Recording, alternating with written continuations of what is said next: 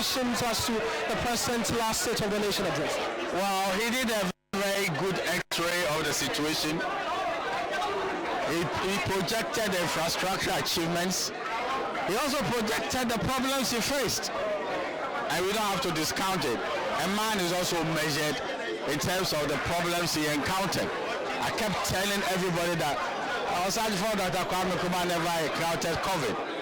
He never witnessed the Ukraine-Russia war. The man has really confronted some challenges, and it's giving us, if you like, the everlasting and the strongest social infrastructure ever, a free senior high school. I think, as is being said, let posterity judge him. But it is not a zero government that is being projected. A lot of things have been done, but when you put the propaganda aside, it will be measured over time. That's all I have to say for now. There's a talk about the economy and the nature in which he's leaving it. He's been making the argument strongly that he's not leaving behind a poor economy, but your colleagues on the other side disagree. You're in Parliament, what would you say? But the economy is bouncing back.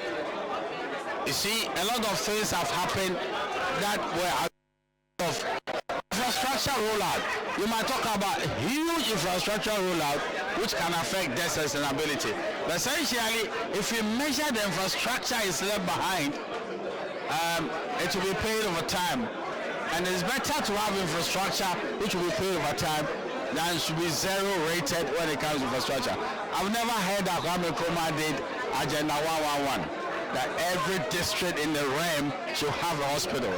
These are not mean achievements, and we shouldn't just rubbish them. A lot of things have been done. Even people are talking about the railway system. We are talking about serious road infrastructure. And these are all things that can be measured when we try to delink it from the propaganda. It is good for some people to rubbish his government. Well, that is how it will give them some competitive advantage. But you can never wish away infrastructure. It will show. There are those quickly, two quick questions. There are those, despite him admitting to all of the difficulties, it could have sufficed if we had the President apologize, for instance, one, for the DDEP, which caused significant harm to personal finances of individuals. Where do you stand on an argument like that? Well, he's talking about matters of necessity, matters that they couldn't do anything about it. For instance, I didn't see any need to collapse the banks, but evidence is showing that we needed financial sanity. So that is his position. We might not agree with the president 100%, but as he keeps saying, history will judge him favorably. Let's see how it pans out. The next 4 years will also be a measurement of a good government or otherwise. Let's see how it goes. Then there'll be a good basis to compare. You talk about the next 4 years, the 9th Parliament, you're bowing out. Your expectations of that 9th Parliament, considering your numbers going into it, there's been a leadership maintenance. What would you be expecting? Well, the opposition is going to work very hard to try and contain the numbers.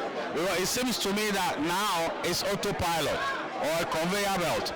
Anything they want to achieve by reason of numbers, they can achieve it. But that is not governance. It's quality and what will benefit Ghana. So I am expecting the opposition to rise up to the occasion and contain what they can do for the benefit of Ghana. They shouldn't frustrate the government, but what is not good for Ghana, they should use rationality, not numbers, to achieve it. That is what the opposition is supposed to do.